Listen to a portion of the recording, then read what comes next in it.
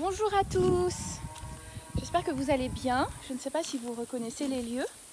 Je suis actuellement pas très loin de Mamoudzou et nous suivons en fait le cours de la rivière et je vais vous faire partager ça en images parce que, comme je le disais, vivre sur une île cache bien des réalités et aujourd'hui je suis en train d'en découvrir une autre. Au-delà de nos plages qui sont sales, parce que nous ne savons pas jeter nos déchets, parce que nous ne savons pas les ramasser, et bien aujourd'hui je découvre l'état catastrophique de notre nature, de nos rivières, et c'est vraiment... j'ai mal au cœur en fait, j'ai mal au cœur. J'étais venue juste pour passer l'après-midi et tout avec les copains, mais je suis obligée de prendre mon téléphone et de vous faire quelques images, parce que vraiment c'est désolant. Donc je vais essayer de vous partager ça pour que vous puissiez réaliser, vous qui n'êtes pas là, vous qui n'êtes pas forcément sur Mayotte, vous qui ne vous baladez pas dans ce coin paumé, ou qui habitez en ville ou quoi, ou vous tout simplement qui jetez vos canettes par-dessus les fenêtres de vos voitures, ou qui ne prenez pas la peine de faire du tri sélectif. Je vais vous montrer ce qui se cache derrière les gestes banals, les gestes simples, de jeter les choses derrière, dans une poubelle. Je vais vous montrer la réalité, vous allez halluciner. Tant pis. Par pudeur, je ne vais pas filmer les gens.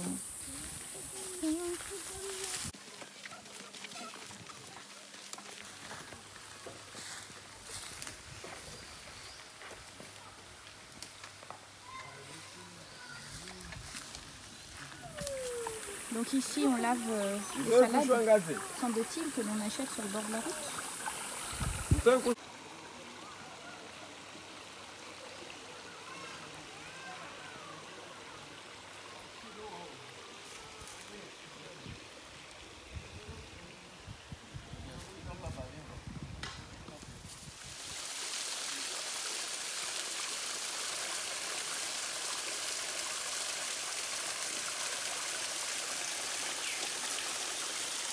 On vous rappelle aussi que laver sa voiture à la rivière, c'est interdit.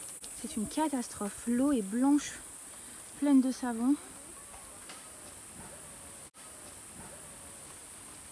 C'est triste.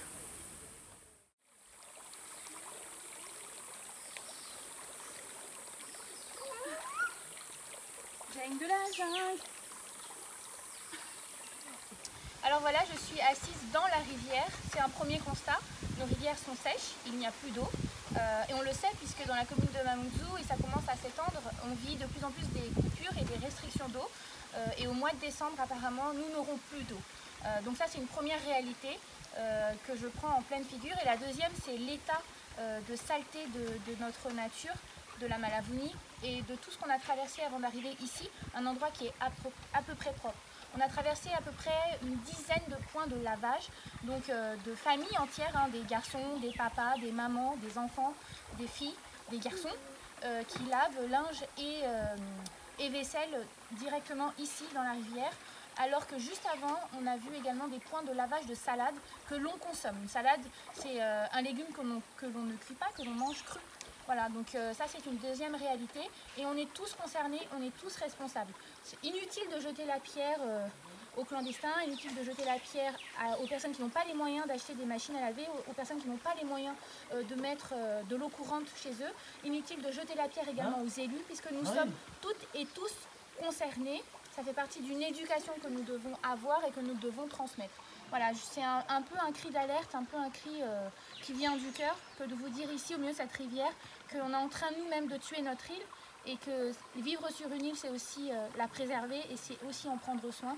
Je n'ai pas pris de sac poubelle pour ramasser un maximum d'ordures sur mon chemin parce que je ne m'attendais vraiment pas à vivre ça. J'espère que vous prendrez conscience de l'importance du geste de mettre des choses dans une poubelle et de l'importance du recyclage et du tri sélectif, d'autant plus que nous vivons sur un petit territoire qui est un joyau et il faut en prendre soin. Voilà.